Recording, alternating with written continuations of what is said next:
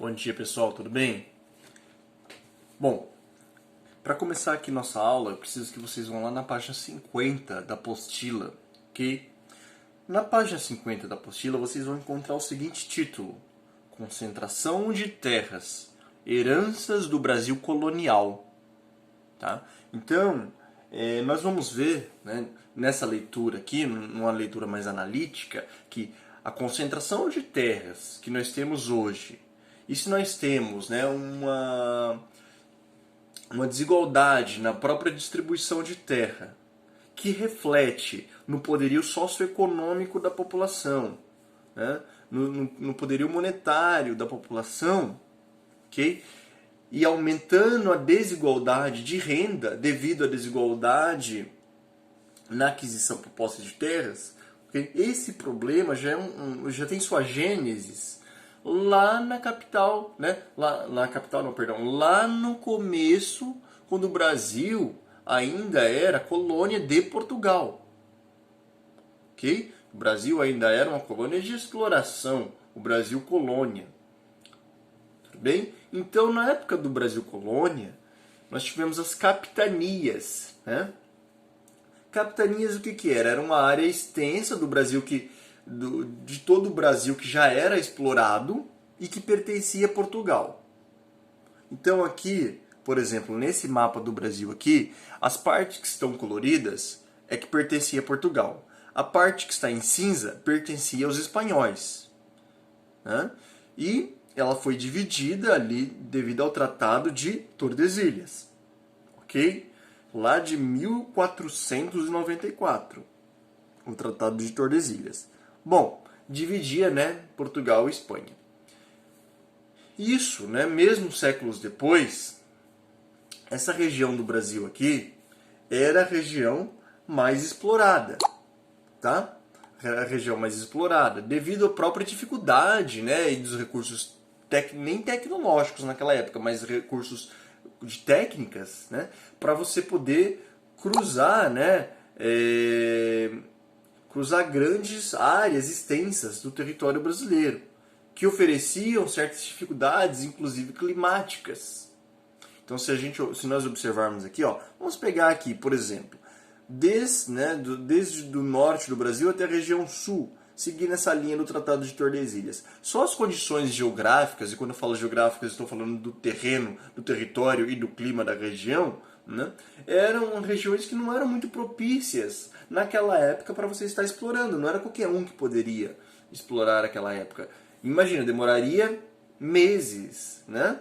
E o nível de dificuldade, os perigos, as tribos indígenas, né, que eram altamente territoriais ali, então tudo isso, né, dificultava dos povos colonizadores adentrar para esse interior aqui, mesmo depois do fim do Tratado de Tordesilhas.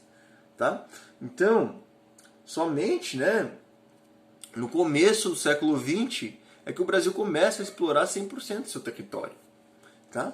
Então aqui, se a gente for observar geograficamente, aqui nós temos o quê? A floresta amazônica. É uma barreira, de certa forma. Né? Aqui nós temos o Cerrado, a área do Jalapão, ali, né? Uma área que se confunde muito a savana, uma área grande, extensa, como se fosse um deserto, né, de arbustos.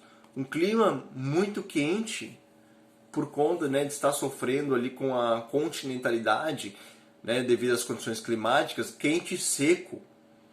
Okay? Aqui nós temos já os mares de morro, né, fazendo parte do pacote vegetacional da Mata Atlântica. Outra área também, né, difícil de estar explorando. Okay? Com, né, cotas altimétricas elevadas. Elevações, né, de planaltos ali passando de 2.000 metros de altitude. Okay? Bom, toda essa região aqui, que já era explorada, né, ela foi dividida, okay, em capitanias. Se nós observarmos hoje, ela se assemelha um pouco, né, à divisão dos estados da região Nordeste, pelo menos ali. Okay? Então aqui, ó, onde é São Tomé, né, era o Rio de Janeiro, São Vicente, okay?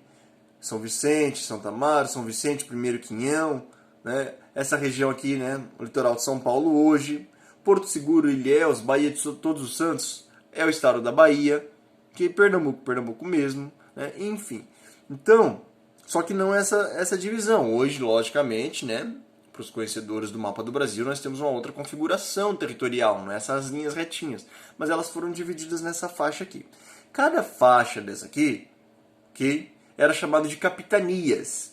E ganhou o nome de capitanias hereditárias porque cada região dessa aqui, olha só, cada faixa dessa aqui era governada, né, era administrada por uma única pessoa. E essa pessoa, ela tomou posse, Portugal cedeu essas terras para essa pessoa. Já pensou? Portugal, na época que era colônia, chega e fala para você, ó, agora a parte que é do Rio Grande do Norte é sua. Então toda essa região aqui era sua. Ok? Então essa divisão, elas eram chamadas de capitanias, que daí deram origem aos estados e tudo mais. E, né, o administrador dessa região, a hora que ele morria, o filho dele assumia, era o sucessor dele. Por isso que nós falamos, né, capitanias hereditárias do Brasil. Ok? Bom, essas capitanias hereditárias, elas eram presenteadas por Portugal, normalmente não era para qualquer um, era para uma pessoa de alto escalão, né, da cúpula daquelas pessoas que ali estavam. Ok? Então, né, era duques, duquesas, enfim, né, pessoas da elite da época ganhavam essas terras. E que daí, mesmo depois do final do Tratado de Tordesilhas, né, e a extinção das capitanias hereditárias, essas pessoas, essas famílias que estavam nesse território aqui, começou a controlar esse território politicamente, né, sendo influentes nas campanhas políticas, né, e se tornando administradores, grandes fazendeiros, governadores posteriormente. Okay? Algumas, inclusive até os dias de hoje, tendo forte poder político sobre aquela região. Isso, né, que nós chamamos de concentração de terra. O que é concentração de terra? Muita terra na mão, né, de uma única pessoa, sendo um único dono. Ok? Então, o que nós vemos, o reflexo que nós vemos hoje dentro da má distribuição de terra que tem o território brasileiro, o quinto maior país do mundo, tem essa distribuição de terra aqui, ó. Opa, cadê a imagem, gente? Sumiu. Isso aqui é outra aula. Isso aqui, ó. A concentração de terras, ok? Então, concentração de terras, né? Se nós observarmos aqui, olha só, em azulzinho, número de propriedades. Ou seja, número de propriedades, número de terras que tem um proprietário, que tem um dono. E em rosinha, áreas ocupadas. Ok? Então, olha só. Numa escala de 0 a 50, 47,86, né, é número de proprietários. Em relação ao número de terras ocupadas, olha só, 2,36%. O que isso... O 2,36, na verdade, né? Ele não dá aqui o que é em porcentagem, né? Não, porcentagem, sim, perdão, tá aqui, porcentagem. Então, o que isso quer dizer?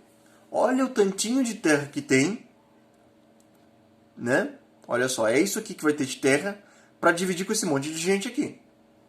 Ok? Então vão ter que ser terras bem pequenas. Tá? Isso aqui, lembrando que essas terras aqui, não estamos considerando as terras urbanas, porque se nós observarmos esse gráfico aqui, ele é do IBGE, Instituto Brasileiro de Geografia de 2006, né, e foi divulgado em 2009, ele é um censo que é agropecuário, então são terras agrícolas. Tá? Isso aqui menos de 10 alqueires, ok? Pequenas terras, pequenas propriedades, sítios, né? Agora, de 10 a 100 alqueires, que já entra naquele quesito de médias propriedades, né?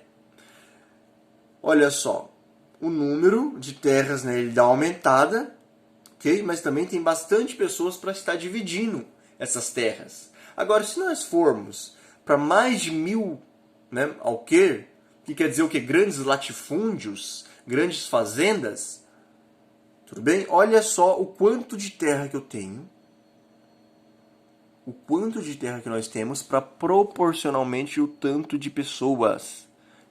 0,91. Quer dizer, aqui, vamos supor, se isso aqui se eu tenho uma quantidade expressiva de terras, vamos colocar um número fictício aqui, 10 pessoas tomando, né, 10 pessoas dividindo essas terras aqui. Enquanto aqui você tem mais de 3 milhões, né, de pessoas, isso eu falo agricultores, né? 3 milhões de agricultores ou mais, vamos colocar 10 milhões de agricultores dividindo essa quantidade de terra aqui. Então, essa a concentração de terra que ela está igualitária? Claro que não. Então, por isso que nós falamos, né, uma desigualdade, né, uma desigualdade na concentração fundiária também. Toda vez que eu falo em fundiária, terras. Tá? Esse problema que nós temos aqui, olha só o ano 2006, foi feito o censo, foi feita a coleta dos dados e foi divulgado a partir do momento dos cálculos em 2009. Então, se nós observarmos esse gráfico aqui, isso aqui é herança, né? Isso aqui é herança disso aqui. Cadê o negócio? Cadê o... Sumiu de novo. Tá. Beleza. Eu não estou achando mais a imagem da concentração de terras. Mas isso aqui é a herança daquela imagem que eu mostrei para vocês do começo da aula, né? Sobre a quantidade, né, de terras, né, a quantidade de divisão de terras que nós tínhamos na época do Brasil Colônia, que era chamadas capitanias hereditárias.